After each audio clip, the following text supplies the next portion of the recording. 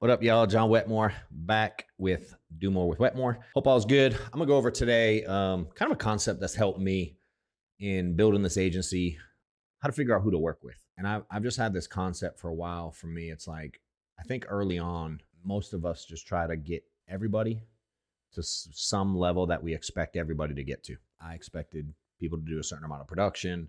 I expected people to dial a certain amount of time or buy a certain amount of leads or get on a certain amount of trainings or be a certain amount of involved within the industry, the company, whatever it was. And I realized it was hard because I felt like I was dragging a lot of people along. I was frustrated a lot because most weren't doing what maybe I expected they should do to have some level of success that I probably put on them.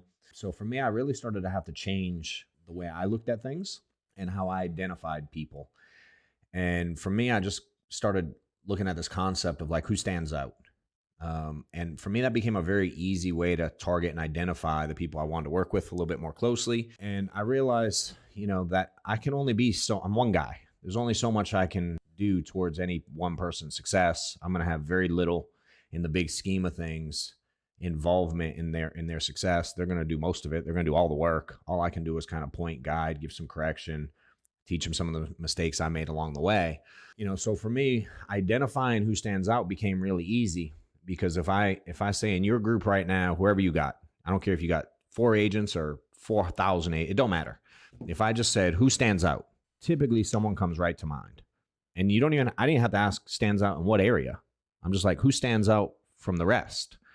And that became very easy for me to identify the person that I wanted to work with a little bit more closely.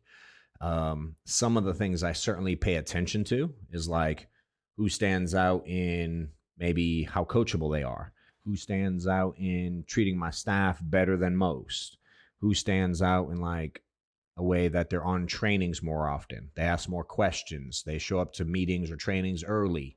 They stay after to help maybe ask questions or help organize or clean up, or they're following the system and the process more in line with what it takes to have success. Again, I can look at any of those, but for me, I don't even get that deep with it at the beginning. I'm just trying to figure out if I got 10 people, give me the one that stands out the most, and let me pour into that guy a little bit more. And I've learned that's a ton less frustrating for me.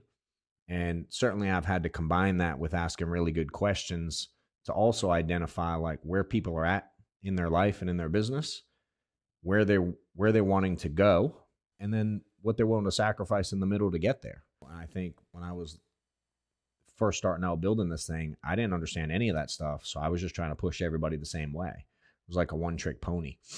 And I realized like with clients, we pay attention to them and their situation. We ask a lot of questions. We solve problems. And in order to solve problems, you have to identify a need. And it's a lot easier if they identify the need for you versus you putting a need on them. So for me, it just became asking really good quality questions, getting the agent's perspective on where they want to be and what they're willing to do to get there. And then just honestly watching actions. All I do is try to give each individual small bite-sized steps, one thing at a time, like, hey, go take care of this and call me back, register for class, call me back, schedule your exam, call me back, get on this training, call me back, watch this video, call me back. Just real little things instead of going like, here's 12,000 things to do. And for me, during that process of the very little things that I give them to do, which is just through reps, I've done this so many times in the last 10 years, you kind of get in a groove of what needs to happen next for each person. And then it's just paying attention and watching actions. Actions speak super loud to me. For me, what I tend to look for when I'm working with someone is like someone that's coachable, someone that does the things they say they're going to do. And if they can't do those things, communicate. And I don't really need a lot more to be okay working with someone. Again, because if you say you're going to do 30 appointments, great. If you say you're going to do 10 and you do 10, that's great too. Now I'm going to explain the differences, But again, if you're doing the things you say you're going to do and you're coachable, usually me and that agent are pretty good.